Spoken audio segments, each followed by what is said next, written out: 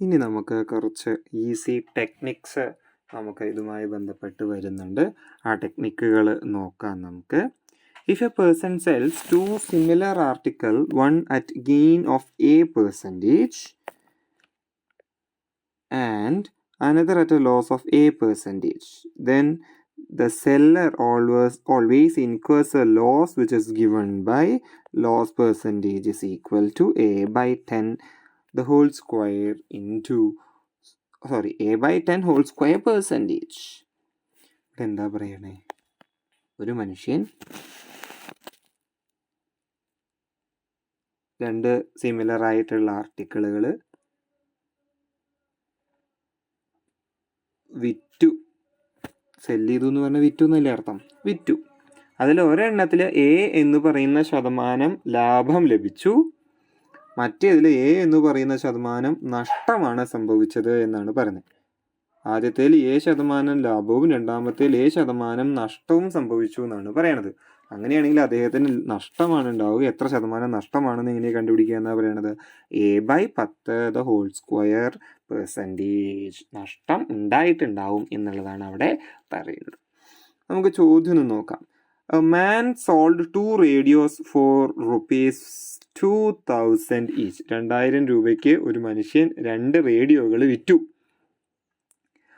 On one he gains 16%. അതിൽ ഒരെണ്ണത്തിന് അദ്ദേഹത്തിന് 16% ലാഭം ലഭിച്ചപ്പോൾ the other he loses 16%. മറ്റൊരു റേഡിയോയിന്മേൽ അദ്ദേഹത്തിന് 16% നഷ്ടമാണ് സംഭവിച്ചത്.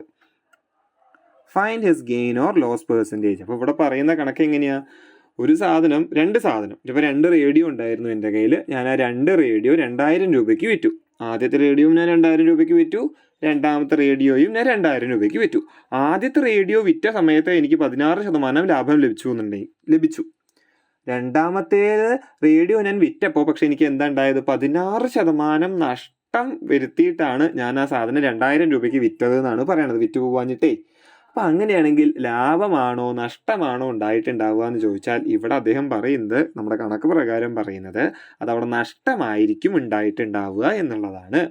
അങ്ങനെയാണെങ്കിൽ എത്ര ശതമാനം നഷ്ടമാണ് ഉണ്ടായിട്ടുണ്ടാവുക എന്നാണ് ചോദിക്കുന്നത്. ആ എത്ര ശതമാനം നഷ്ടം എന്ന് പറയുന്നത് കണ്ടുപിടിക്കാനാണ് നമുക്ക് അവിടെ ഒരു ഫോർമുല പറഞ്ഞത്. ആ ഫോർമുല എന്തായിരുന്നു? a by 10 the whole square a by 10 the whole square percentage എന്ന് പറയുന്ന ഒരു ഫോർമുല അവിടെ പറഞ്ഞു. അപ്പം എങ്ങനെയാ അത് ചെയ്യുക? എ എന്ന് പറയണത് എത്രയാ? ഗെയിൻ പെർസെൻറ്റേജ് അല്ലെങ്കിൽ ലോസ് പെർസെൻറ്റേജ് ആണ്. ലോസ് എത്ര രൂപയ്ക്കാണ്, നമ്മൾ എത്ര ശതമാനം നഷ്ടത്തിനാ വിറ്റ് എന്നുള്ളതാണല്ലോ എ എന്നുള്ളത് കൊണ്ട് നമ്മൾ അവിടെ ഉദ്ദേശിച്ചിട്ടുണ്ടായിരുന്നേ. അതിവിടെ എത്രയാണെന്നാ പറഞ്ഞിരിക്കുകയാണ് നമ്മുടെ ചോദ്യത്തിന് പ്രകാരം. അത് 16%. അപ്പോൾ ഇവിടെ എ എന്ന് പറയണത് എത്രയാണ്? അപ്പോൾ 16%. അപ്പോൾ ലോസ് പെർസെൻറ്റേജ് നമ്മുടെ മുകളിലത്തത് ഈ ഫോർമുല പ്രകാരം ലോസ് പെർസെൻറ്റേജ് എന്തായിരിക്കും? a by 10 the whole square percentage എന്നായിരിക്കും. അടി എ എത്രയാ? 16 അതാണ് 16 by 10 സ്ക്വയർ എന്ന് എഴുതിയിരിക്കുന്നത്. 16 സ്ക്വയർ 256 by 10 സ്ക്വയർ 100. അപ്പോൾ 256 by 100 എത്രയായിരിക്കും? 2.56% നഷ്ടത്തിലാണ് അദ്ദേഹം ഈ കച്ചവടം നടത്തിയത് എന്ന് പറയാം. രണ്ടും കൂടെ ചേർത്തിട്ട് കേട്ടോ. ഇനി രണ്ടാമത്തെ ടെക്നിക്ക് നോക്കിയാലോ. രണ്ടാമത്തെ ടെക്നിക്ക് എന്താ? ഇഫ് ഏത് part of some item is sold at X% loss, then required gain percentage in selling rest of the items in order that there is neither a gain nor loss in the whole transaction is AX by 1 minus A percentage. അതാണ് നമ്മുടെ ഇവിടുത്തെ ഈ technique പറയുന്നത്. അതാണ് എന്താ ഈ technique കൊണ്ട് നമ്മളവിടെ ഉദ്ദേശിക്കുന്നത്? യഥാർത്ഥത്തിൽ ഒരു കുറച്ച് എൻ്റെ കയ്യിൽ കുറച്ച്, ഇപ്പോൾ നമ്മൾ വിറ്റഴിക്കുക എന്നൊക്കെ നമ്മൾ പറയണത് കേട്ടിട്ടുണ്ട് അല്ലേ? ആ വിറ്റഴിക്കുക എന്ന് പറയുന്നതിൽ ഈ ഒരു ഭാഗം അവിടെ യഥാർത്ഥത്തിൽ അവർ ഉപയോഗിക്കുന്നുണ്ടാകാം. അവിടെ പറയുന്ന ഒരു തുണിക്കട, അതിൽ ഒരു ഭാഗം വിറ്റഴിക്കാൻ വേണ്ടി ഉദ്ദേശിക്കുകയാണ്. തുണികൾ മുഴുവൻ വിറ്റഴിക്കാൻ വേണ്ടി ഉദ്ദേശിക്കുമ്പോൾ അവർക്ക് ലാഭം ഉണ്ടാവരുത്, നഷ്ടം ഉണ്ടാവരുത് അല്ലേ? അപ്പോൾ എന്താ ചെയ്യുക? കുറച്ച് ഭാഗം കുറച്ച് ശതമാനം നഷ്ടത്തിൽ വിറ്റിട്ട് ബാക്കിയുള്ള ഭാഗം അവർക്ക് ലാഭമോ നഷ്ടമോ വരാത്ത തരത്തിൽ രണ്ടും കൂടെ നോക്കുമ്പോൾ രണ്ടും കൂടെ ഫുള്ള് വിറ്റ് പോണ സമയത്ത് ലാഭവും നഷ്ടവും വരാത്ത തരത്തിൽ അവർ വിൽക്കുകയാണെന്നുണ്ടെങ്കിൽ എത്രയായിരിക്കണം ആ ട്രാൻസാക്ഷൻ്റെ അവസ്ഥ എന്ന് പറയണത്? എന്താണെന്നാ പറയണത്?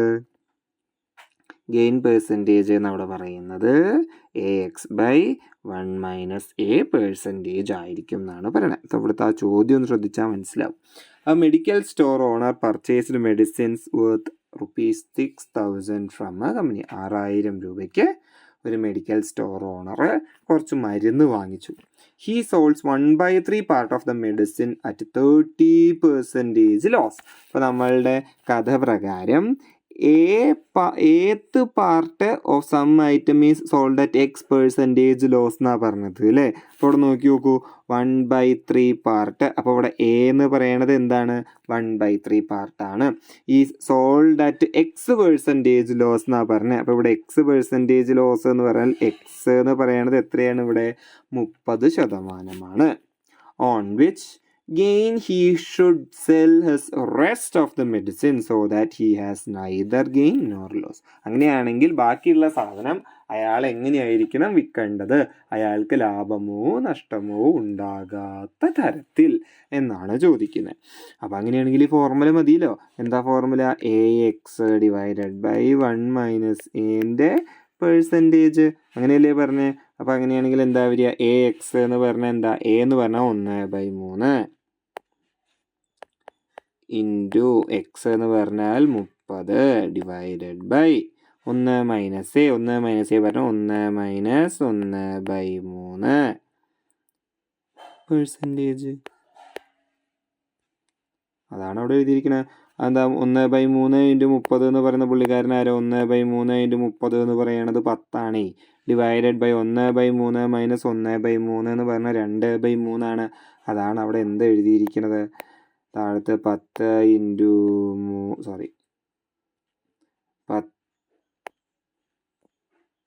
10/2/3% എന്ന് എഴുതിയിരിക്കുന്നത്.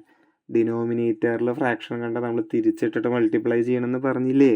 അതാണ് 10 ഇൻറ്റു 3/2 എന്ന് എഴുതിയിരിക്കുന്നത്. 10 ഇൻറ്റു 3 30/2 15. അതാണ് അവിടെ എന്ത് എഴുതിയിരിക്കുന്നത്? 15% എന്ന് എഴുതിയിരിക്കുന്നത്. ഇനി അടുത്ത ടെക്നിക്ക് നോക്കിയാലോ നമുക്ക്. A businessman sell his item at a profit of he sells his item at a profit or loss of A%.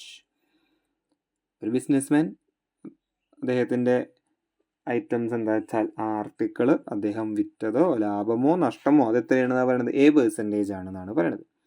If he had sold it for rupees or more, ഈ R എന്ന് പറയുന്ന പൈസ കൂടുതൽ ചേർത്ത് അയാൾ അത് വിറ്റിരുന്നെങ്കിൽ അദ്ദേഹത്തിന് ഗെയിനോ ലോസോ B% ഉണ്ടാകുമായിരുന്നു എന്നാണ് പറയുന്നത്.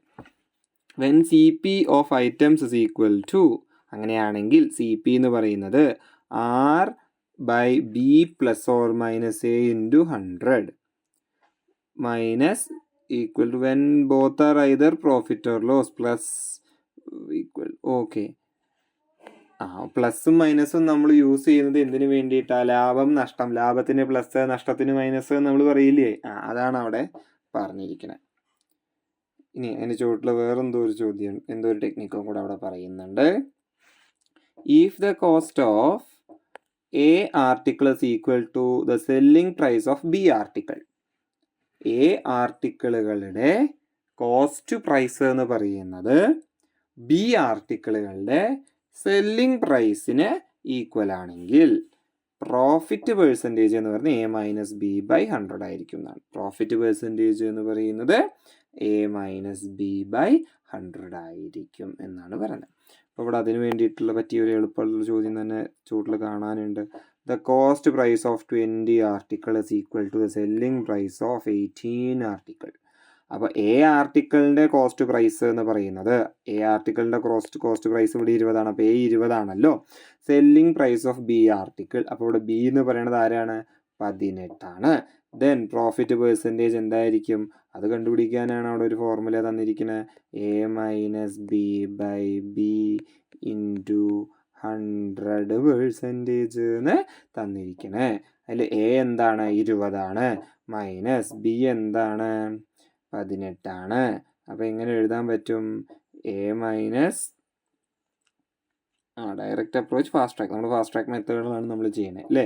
എയും ബിയും 18. അപ്പോൾ അങ്ങനെയാണെങ്കിൽ ഇതാ A minus B by 100. A എന്ന് പറയുന്നത് 20 മൈനസ് 18 ബൈ ബി എന്ന് പറയുന്നത് 18 ഇൻറ്റു 100. 20 മൈനസ് 18 എത്രയായിരുന്നു? 2 by 18 into 100. On simplification you will be getting 11/9%. ഇനി അടുത്ത ടെക്നിക്ക് എന്താന്ന് നോക്കൂ. അടുത്ത ടെക്നിക്ക് എന്താ അവർ പറയണത്?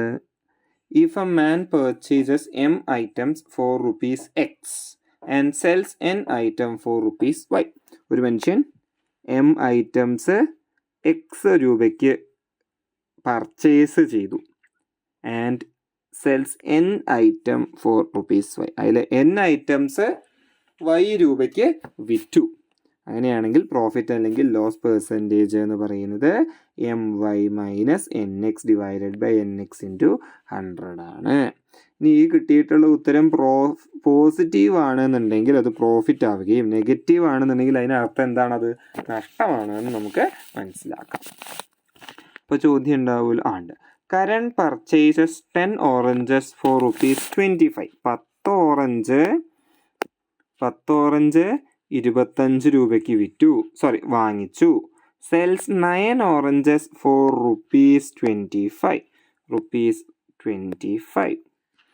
ഗെയിൻ പെർസെൻറ്റേജ് കണ്ടുപിടിക്കാനാ പറയുന്നത്. നമ്മുടെ ചോദ്യം എങ്ങനെയായിരുന്നു?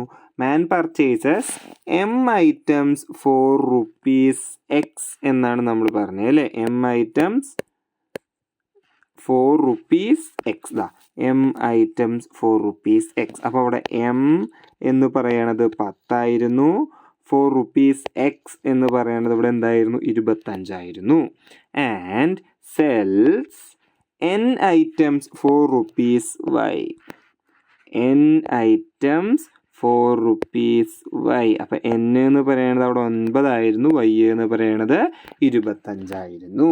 അങ്ങനെയാണെങ്കിൽ അവിടെ ഗെയിൻ അല്ലെങ്കിൽ ലോസ് പെർസെൻറ്റേജ് കണ്ടുപിടിക്കാനുള്ള ഫോർമുല എന്ന് പറയുന്നത് M Y minus N X divided by N X into 100% എന്നായിരുന്നു അല്ലേ?